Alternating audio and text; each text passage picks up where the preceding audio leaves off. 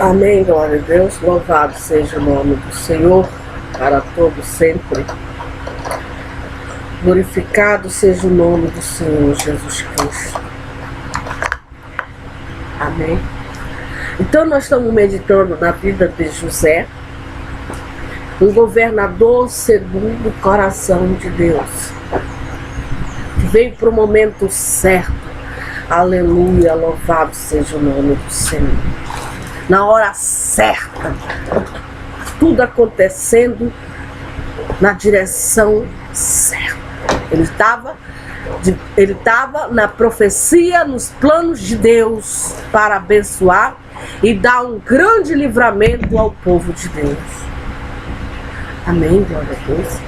Nós estamos vendo o que está acontecendo nos Estados Unidos. Rumores de guerra. Essa semana agora a irmã Socorro abriu a televisão dela. E aí ela assistiu no Jornal Nacional, em todos os jornais, Cultura, Record, Bandeirante, que o Donald Trump está furioso, está irado com o ditador lá do... não sei qual é o país, esqueci. Então ele tá tendo o que, irmã? Rumores de guerra. Mas foi para isso que ele ganhou as eleições? Foi para isso que os americanos elegeram o Trump? Foi para levar o país à guerra? A gente está vendo agora a personalidade desse homem, né? Que os americanos é a nação mais poderosa do planeta. E a gente está vendo a fúria dele, a ira dele. E ele ameaçando o ditador. E tendo aí rumores de guerra entre os americanos e entre o outro país. Conduzindo a nação a uma guerra mundial. A terceira guerra mundial.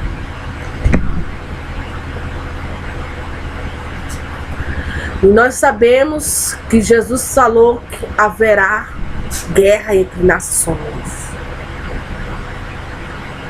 Tá aí nós assistindo na televisão, ele com fúria, com ira, porque lá o ditador tá ameaçando, tá tendo um confronto, um mal-estar entre esses dois países. Que Deus tenha misericórdia de nós.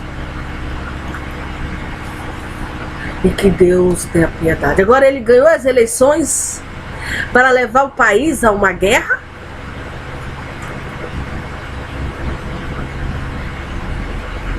Não.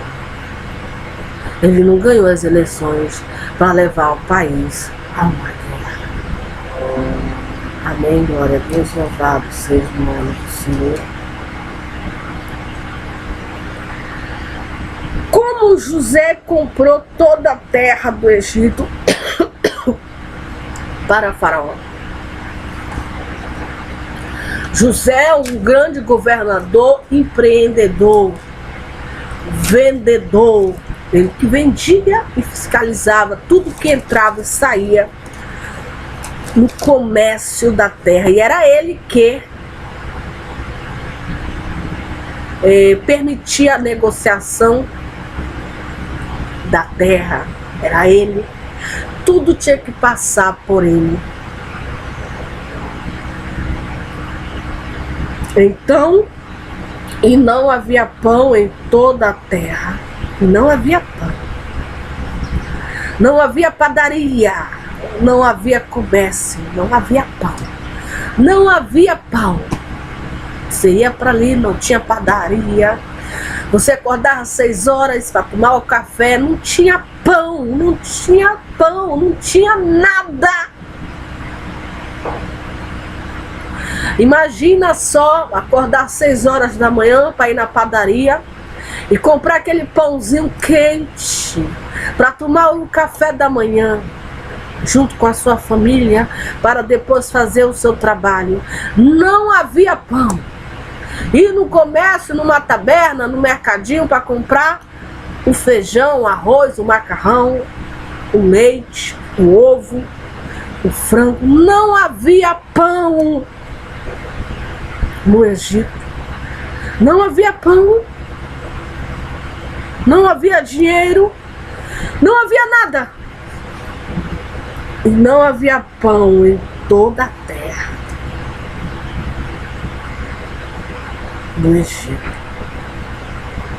Não tinha pão. Uma calamidade terrível, uma grande tribulação, porque quando não há pão, a gente morre. Não tem comida, abre lá sua despensa, não tem nada. Vai lá no seu cofrinho, não tem um centavo. Uma terra infrutífera. Não havia pão. Não havia pão, não havia pão, não havia pão.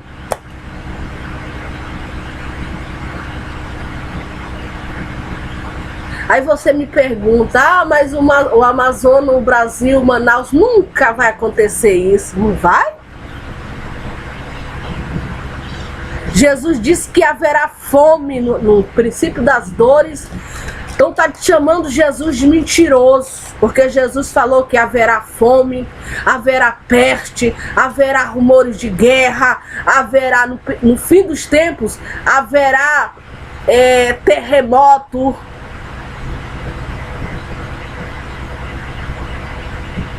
A feitiçaria aumentando, a macumbaria, as pessoas se matando, o ódio, a praga, os males, o desespero, os vírus se multiplicando, as bactérias, a terra foi amaldiçoada por causa de Adão, o pecado de Adão, de Eva, o povo que não teme ao Senhor, o povo de Sodoma e Gomorra. Porque não, a Bíblia diz, os habitantes de Sodoma e Gomorra eram homens malignos, não tinham temor de Deus. Eles matavam, eles blasfemavam contra o Criador. Eles não tinham piedade, eles não tinham misericórdia, eles não tinham clemência. O que nós estamos vendo? Mulheres e homens sendo quartejados e jogados no rio. A misericórdia, uma maldição no nosso meio. Sequestros, roubo, furto, as pessoas cobiçando o que é do outro. É um pecado, porque Jesus disse, não cobiçais. Não cobiça o que é do outro. Não cobiça o seu carro, não cobiça a sua casa, não cobiça o seu esposo, não cobiça o que o outro tem. E as pessoas vão, os bandidos vão lá, cobiça, e é um pecado atrás do outro. Matam aquela pessoa para pegar o celular, o relógio, o dinheiro, etc. É um abismo atrás de outro abismo. E aí o coração de Deus fica muito triste vendo a corrupção do gênero humano, porque ele disse e falou, a vinda de Cristo será como nos dias de Ló e de Noé, comiam, bebiam, casavam, se davam casamento, até o dia que Noé entrou na arca. E hoje as pessoas, dão gargalhada, elas derdenham, elas zombam de quem prega o evangelho. Elas, sabe, para elas é piada, é loucura. Essa mulher não tem o que fazer. Imagina que vai ter peste no meu estado. Imagina aonde que já se viu faltar pão. Vê no Ceará, não chove.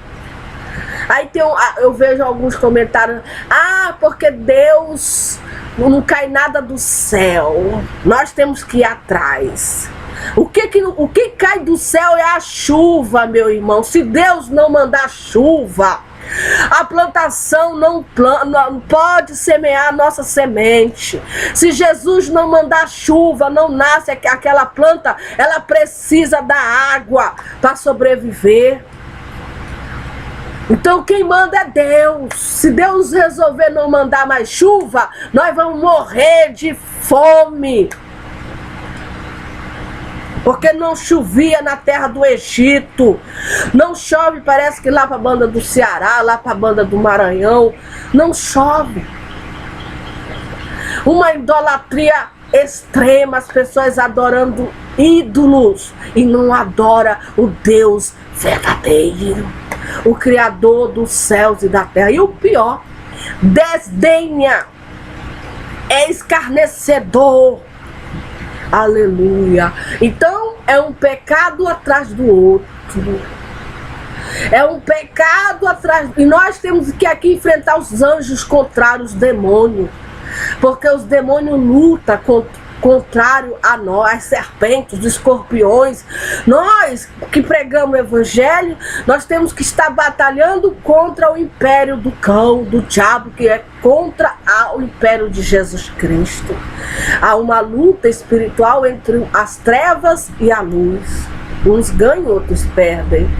Há uma batalha também clara na Bíblia entre o cão e Jesus Cristo, sabe? O cão já está sabendo que os seus dias estão já no final. Por isso ele tem toda a fúria de destruir o planeta. Aí há rumores de guerra. Há rumores disso, terremoto, porque ele está o quê? Furioso, porque ele sabe que ele está indo de passos largos para o lago de fogo, de enxofre. Ah, irmã, não existe lago de fogo. Então está dizendo que a Bíblia é mentirosa. Está dizendo que a visão que Deus deu para João Batista é uma visão mentirosa. E está dizendo que o Deus, no qual Deus deu a visão para ele, está dizendo que ele é mentiroso. E esse tal vai se tratar com Deus, não é comigo. Por quê? Porque nós somos só mensageiros, só transmissores daquilo que nós cremos, daquilo que nós temos convicção. E nós cremos que o Apocalipse é a visão de Deus para nós nos últimos tempos. A igreja. E essa batalha, Jesus vai batalhar lá no Armagedon contra o anticristo, contra a besta com seu exército. Então o que eu quero dizer? Eu quero dizer que Jesus Cristo disse para nós que os seus dias serão como nos dias de Noé. Muitos desacreditados. Ninguém vai acreditar em nada. Deus vai mandar um dilúvio, Noé, que vai durar 150 dando gargalhadas. Imagina, isso aí é conversa para boi dormir. Não acreditava.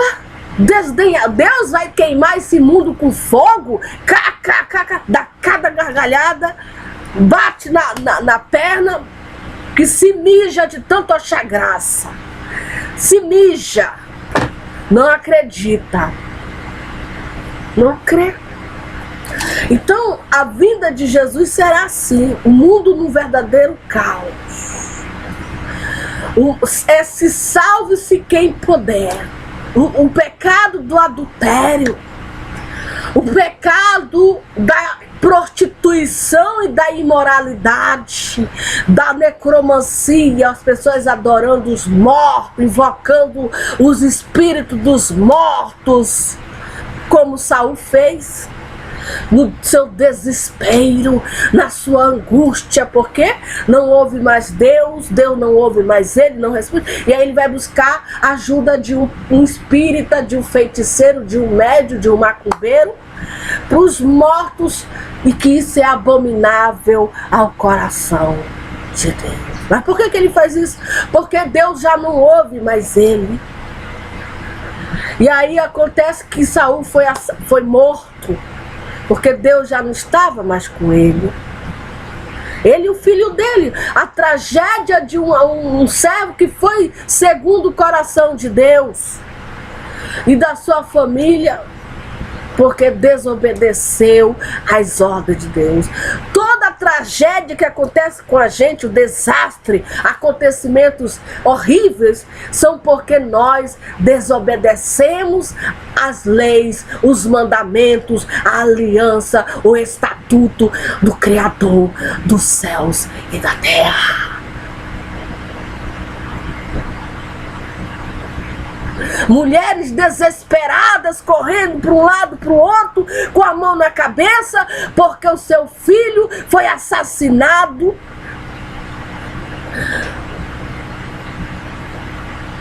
Degolado. Mulheres, mães e pais, isso quando eles têm amor ao filho, porque nós vivemos tempos em que as mães estão jogando os filhos no lixo. Crianças recém-nascidas, elas jogam, não tem amor, nem cadê o amor da mãe? Aí depois prende ela e dizem que é um trauma parto, uma depressão após, em vez de ela se alegrar por ter gerado aquela vida. Mas aí a gente vai observar que tem todo um problema por trás daquela mãe, um problema social gravíssimo. Aí vem a gravidez não planejada, pais matando a mãe, filhos se matando, se suicidando, terríveis. Um cenário de terror mesmo, de pânico, de só misericórdia de Deus. Os governadores perseguindo a igreja de Deus, como Pilatos fez com Jesus. O Pilatos, governador de Roma, de Jerusalém, na época de Jesus Cristo, quando Jesus Cristo estava pregando o evangelho junto com João Batista. João Batista revelou o pecado de César, de Herodes, que ele tinha adulterado com a sua cunhada, que a sua cunhada era esposa do seu irmão, e por causa que ele tinha denunciado o pecado dos grandes, dos poderosos, a esposa disse: eu quero a cabeça de João Batista aqui nesse prato. Minha filha, ela dançou no aniversário de Herodes, e Herodes se agradou da dança dela e disse: tudo que tu pedires, eu vou realizar o desejo do teu coração. E ela foi lá com a mãe dela, com o xixô no ouvido: mamãe, mamãe, o papai disse que tudo que eu pedir, ele vai realizar. O que eu peço dele? Pede a cabeça de João Batista aqui. E ela pediu. A maldade do coração dessa mãe e dessa filha. E esse pai, esse Herodes, ele ficou triste porque ele não imaginava na mente dele que a sua filha seria capaz de pedir a cabeça de um profeta, de um homem segundo o coração de Deus, João Batista, num prato. Ele não imaginava que chegaria a esse extremo. Só que ele já tinha prometido, e ele mandou lá o servo dele decapitar João Batista. Que horror, que barbaridade. E levou a cabeça dele num prato para a esposa dele e a filha dele. Um pecado. É isso que eles fazem com os profetas de Deus. Eles querem a cabeça dos profetas de Deus que acusam o pecado do adultério, o pecado da mentira, dos falsos ensinos. Eles querem a cabeça. E isso vai acontecer. Aí, a profecia do Apocalipse, quando a besta estiver reinando, o império da besta, eles vão querer a cabeça dos profetas de Deus no prato. Por quê? Porque os profetas de Deus acusam o adultério, o pecado aos olhos de Deus. O pecado do adultério. Aí é um pecado, é como Sodoma e Gomorra. E aí Pilatos, o governador, disse: mas meu Deus, Jesus foi levado lá, Jesus teve face a face com Pilatos. O Pilatos disse: quem tu és? Tu és O Filho de Deus? Me diz, eu tô com uma curiosidade. Me tira a dúvida do meu coração. E a esposa de Pilatos já tinha dito, olha, não, Pilatos, não te intromete no negócio desse homem, porque esta noite eu não consegui dormir por causa desse justo. E Pilatos, naquele povo, crucifica, solta Barrabás, Jesus sendo odiado. Crucificam. E Pilatos ali, tu não sabes que eu tenho o poder de te soltar e de te crucificar? Fala quem tu és. Tu és o rei dos judeus? E Jesus falou para ele, nenhum poder, ele era governador, foi te dado. Nenhum poder tu tens sobre mim, se lá de cima não viesse. E Pilatos, antônito, mas maior pecado tem aquele que me entregou a ti, que foi Judas Iscariote, que traiu Jesus Cristo. Tem maior pecado do que tu. Então o que a gente observa? Que assim será a vinda de Cristo. Os servos, discípulos de Jesus, vão ser entregues aos governadores para negar, ou para confessar diante das autoridades a fé. Jesus não negou. Jesus foi esbofeteado. Deram tapa na cara de Jesus. Jesus foi cuspido. Jesus foi colocaram uma coroa de espinho. Profetiza quem foi que te bateu. Assim nós creremos em ti. Desdenharam de Jesus. Agora me diz, esse pecado ficará impune diante dos olhos do Pai de Jesus? Claro que não. O resultado é a lua vai escurecer. O sol não vai dar mais, sabe por quê? Porque o mundo vai pagar por tudo que fizeram ao filho do justo, do filho de Deus que não merecia. Foi humilhado, desdenharam, escarneceram, zombaram, cuspiram, e aqueles pregos na cruz, então, aquela dor terrível. Um dia desse a irmã caiu, ela foi lixar uma parede. Ela foi lixar uma parede para receber uma pintura. E ela tem que preparar aquela parede. Aquela parede não pode ficar cheia de concreto. E aí ela subiu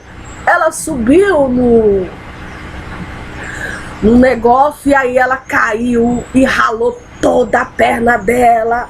E a dor que ela sentiu ali, uma dor insuportável.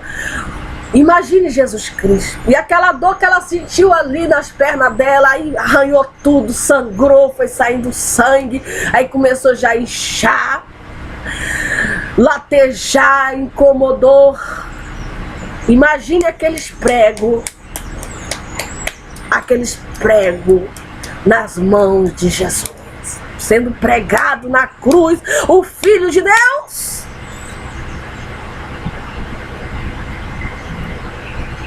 A dor que ele não sentiu ali.